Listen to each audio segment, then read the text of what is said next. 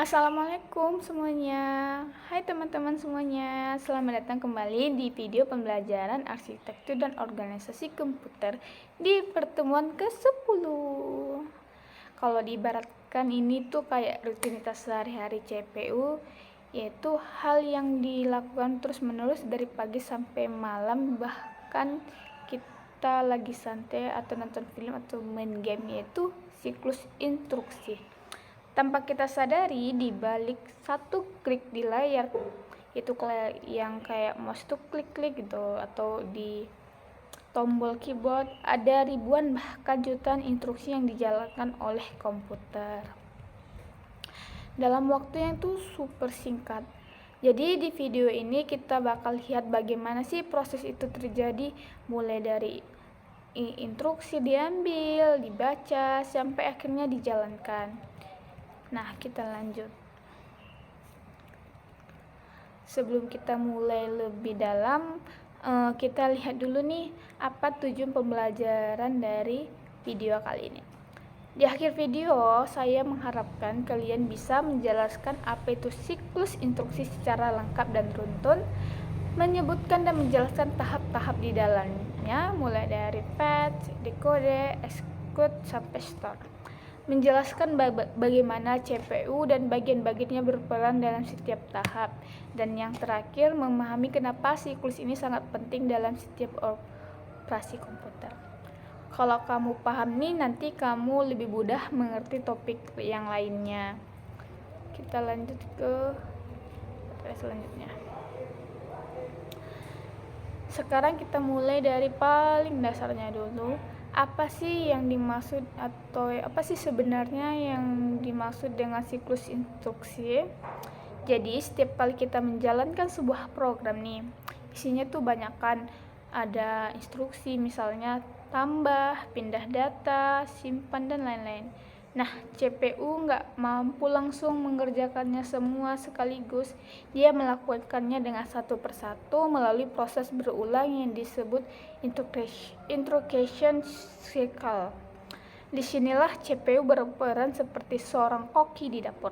Dia mengambil resep atau instruksi, baca langkah-langkah pengerjaannya, eksekusi masakannya, dan akhirnya disajikan hasilnya ke pelanggan. Semahalnya sama CPU, ini dia melakukan dengan data terus-menerus tanpa lelah. Setiap detiknya jutaan instruksi diambil dan diurai dan dijalankan secara berurutan. Oke, biar lebih paham kita akan tahu nih apa aja pemain utama di siklus instruksi ini. Pertama tentu adalah CPU atau Central Processing Unit. Ini adalah otak utama dari komputer yang melakukan pemrosesan data dan instruksi. Kedua ada memori atau RAM, tempat di mana semua instruksi atau program data dan data sementara disimpan. Jadi kalau CPU butuh data, dia akan mengambilnya dari memori atau RAM. Ketiga ada register. Ini semacam catatan kecil yang disimpan langsung di dalam CPU. Ada beberapa jenis register penting seperti program counter atau PC yang menyimpan alat dari instruksi berikutnya, instruction register atau ER yang menyimpan instruksi yang sedang dikerjakan, akumulator atau ACC yang menyimpan hasil sementara dari perhitungan. Dan terakhir ada control unit atau bagian otak yang mengatur semuanya. Ialah memastikan kapan CPU harus mengambil sebuah instruksi, kapan harus dibaca, dan kapan harus dijalani.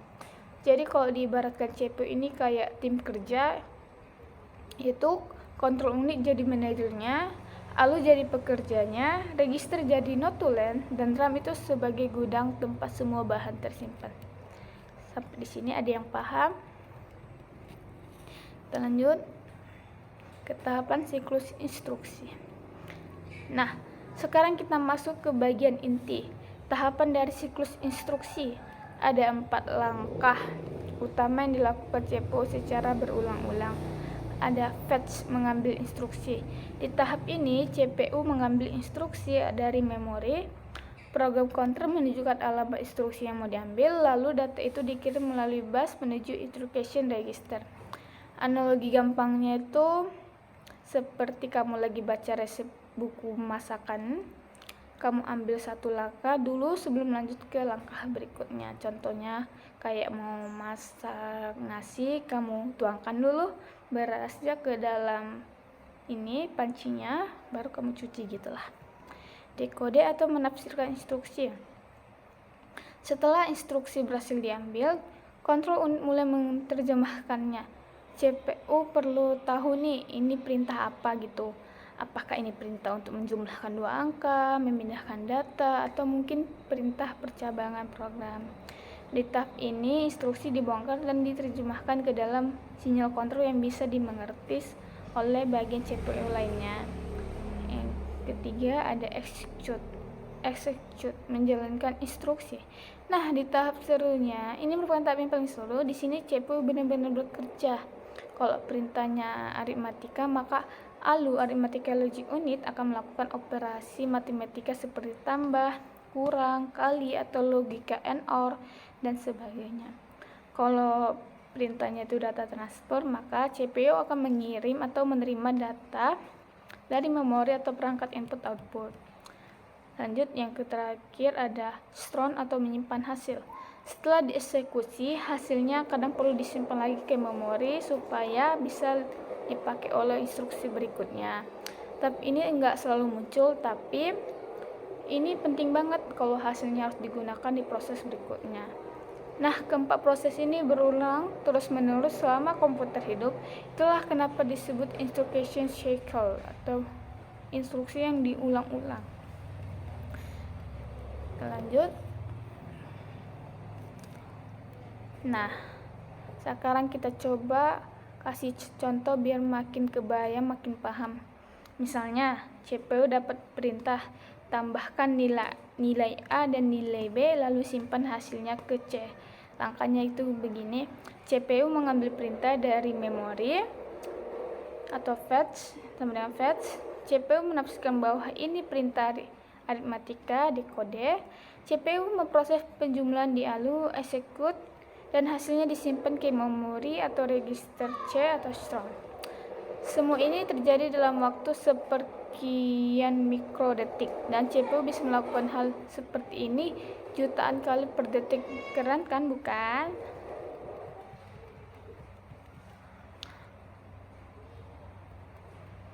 Nah, kalian mungkin pernah dengar istilah clock speed.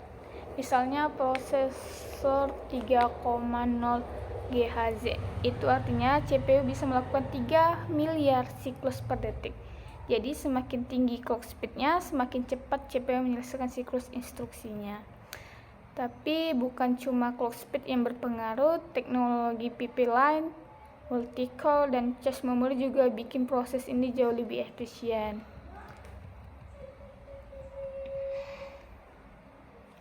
Di komputer modern, CPU nggak perlu ngerjain instruksi satu-satu secara berurutan saja. Sekarang udah ada konsep pipelining. Jadi, saat satu instruksi sedang dieksekusi, CPU bisa mulai mengambil instruksi berikutnya di waktu yang sama. Ibaratkan pabrik, saat satu pabrik sedang dirakit, produk lain sudah mulai dikemas. Inilah yang bikin proses zaman sekarang bisa kerja cepat banget tanpa harus menunggu satu tugas selesai dulu. Oke, jadi sekarang kita tahu bahwa siklus instruksi adalah proses inti dalam CPU untuk menjalankan program. Proses ini terdiri dari 4 tahap: fetch, decode, execute, dan store. Semua dilakukan dengan kecepatan tinggi, diatur oleh kontrol unit, dan dibantu oleh ALU atau serta register. Semakin efisien CPU menjalankan siklus ini, semakin cepat juga komputer bekerja. Dan ingat, setiap klik yang kamu lakukan, setiap huruf yang kamu ketik, semua itu melalui jutaan siklus instruksi. Nah, terima kasih sudah belajar bareng. Pertemuan berikutnya kita akan membahas materi yang akan saya sebutkan di video selanjutnya. Nah, teman-teman, dari pembahasannya lengkap tentang siklus instruksi. Semoga kamu nggak bingung lagi gimana komputer menjalankan perintahnya. Kalau tadi secara cepat, kalau saya tadi ngomong secara cepat, coba tonton ulang sambil buka buku catatan, karena topik ini bakal jadi dasar buat bahasa berikutnya tentang memori dan arsitektur CPU modern. Jangan lupa, teknologi boleh canggih, tapi yang paling hebat adalah orang yang bisa memahaminya. Sampai jumpa di video berikutnya. Dan tetap semangat belajar dari generasi digital yang cerdas dan kreatif. Saya akhir dengan wassalamualaikum warahmatullahi wabarakatuh.